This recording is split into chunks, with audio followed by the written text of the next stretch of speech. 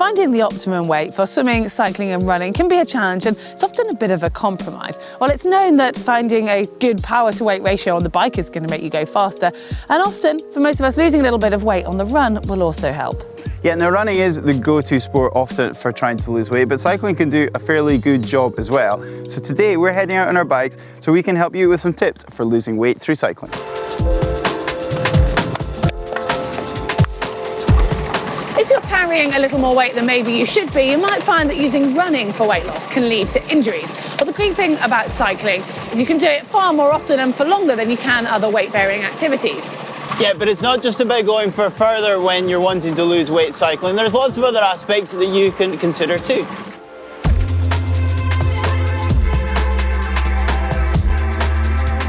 Different types of rides have different benefits when it comes to weight loss. It all depends on how tired you are, how much time you've got and what other sessions you've got planned. And then also nutrition needs to complement this, but we'll come on to that later on. Now, one school of thought is the fat burner or long, steady aerobic ride. Now, it's known that our bodies are able to utilise fat stores at lower intensities of exercise, and cycling is great for this because usually we're able to keep our heart rate nice and low, especially compared to running. Although, if we're going up a steep hill, that's not always the case. This is all about working in zone 1, riding along at a complete conversational pace. You shouldn't feel out of breath and aim to keep a high cadence of 80 to 100 RPM. This ride is ideal to do early in the morning, pre-breakfast if you can, as this will help to encourage your body to use those fat stores. The downside of the long and steady is it's long and therefore it requires quite a lot of time. Ideally you want this ride to be 2 hours or more, but if you're really tight for time then you will still at least get some benefit from a 90-minute ride. Now, on the other side of the scale, you've got the HIIT-style high-intensity bike ride. Now, this is naturally much shorter in duration, but does involve us working that much harder. Well, the idea behind these short, sharp efforts is to raise your heart rate up nice and high, followed by recovery several times throughout your ride. And this is thought to then raise your metabolism for longer than you're actually riding. And then, in theory, you're still going to be burning fuel once you're back home, sat on the sofa.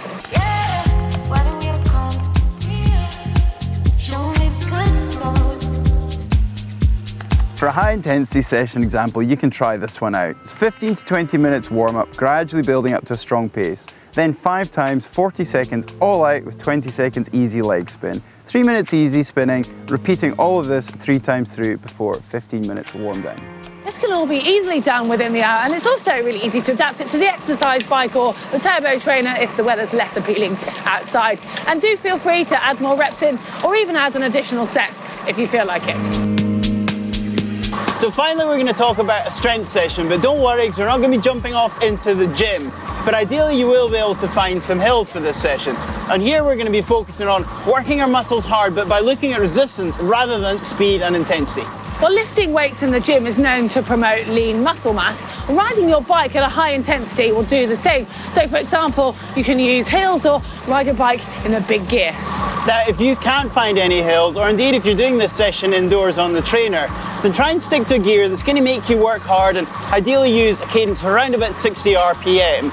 And then on the recovery, just back off nice and easy and just follow the same pattern as on the hill session.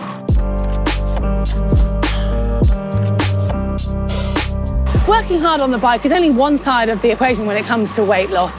You need to also make sure that you're burning more calories than you're consuming. And it's not quite as black and white as just eating more healthily or eating less. There's lots of other factors to consider that will complement the work you're doing on the bike. Now, this totally depends on the type of ride you have got planned, but generally it's a very good idea to eat and drink properly before you go out on your bike ride. There's just simply no point in restricting your calorie intake so that you struggle to do the ride at all, or certainly can't carry on at the intensity that's planned. Well, talking of intensity, it's actually okay to do your long and steady ride before breakfast if you want to encourage your body to actually utilise your fat stores ahead of carbohydrate. But it is worth noting on this topic that you'll still be using the same amount of calories though. Now, as for what to eat in our bike ride, well, that depends on the session we've got planned, but let's say we're doing a long, slow, steady ride, then it's a good idea to think about slow release foods. So for breakfast, that could be something like eggs and avocado, and if we're heading out in the afternoon, well, that could be lean meat and veg. If, however, you're about to go and do a high intensity ride and you're eating just before that, you want to have some quick releasing carbohydrates to make sure you've got sufficient fuel to get you through your session. But it's all about planning. So you want to try and eat long enough before your ride so that you've got enough fuel to get you through it.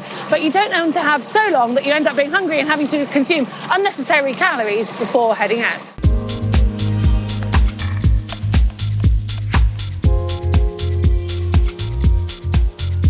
Now, just because we're trying to lose weight or we're trying to reduce the overall calorie consumption, it doesn't necessarily mean that we ruin a bike session, or indeed, if we do actually survive the session, get home and demolish the contents of our snack cupboard. So it's a good idea to take your own nutrition with you, and if you can, opt for actual food, as this was more likely to stave off any hunger but also give you the nutrition that you need for your ride. So try and find something like a natural muesli bar, a banana, or fruit or nuts, or something like that, as opposed to a gel. Cycling is supposed to be fun and social, so don't let the fact that you're trying to lose weight ruin this. I know for me that the highlight of pretty much any bike ride is the cafe stop. So you don't need to cycle on past the cafe or sit there with your water bottle whilst your friend has a full fat latte with a triple layer chocolate cake. You can instead make just a few small changes that will reduce the calorie consumption without reducing the enjoyment factor. But if you like to opt for, say, a really milky latte or a nice hot chocolate, then you could perhaps decide to change that up for an Americano with just a little dash of milk on the side, and dare we say it, perhaps just have no sugar in that cup of tea. Now, as far as cakes go, well, I'm afraid you're likely to struggle to find a lighter version of a carrot or chocolate cake, but you could be organised and make your own rice cakes or healthy flapjack before you leave the house, pop that in your back pocket, and that's going to save you some pennies as well. By choosing a couple of those key points and then sticking with them, you'll be able to use cycling to help you find that optimum weight. Yeah, absolutely. So hopefully you have enjoyed this video that we've done today and find that useful. So hit that thumb up like button and find the globe on screen to get all the other videos that we've done on the channel. And if you want to see a video that we did recently about what the right body shape is for a triathlon, or if there is one, then you can find that down here. And if you want a video on some superfoods for triathlon, you can find that over there.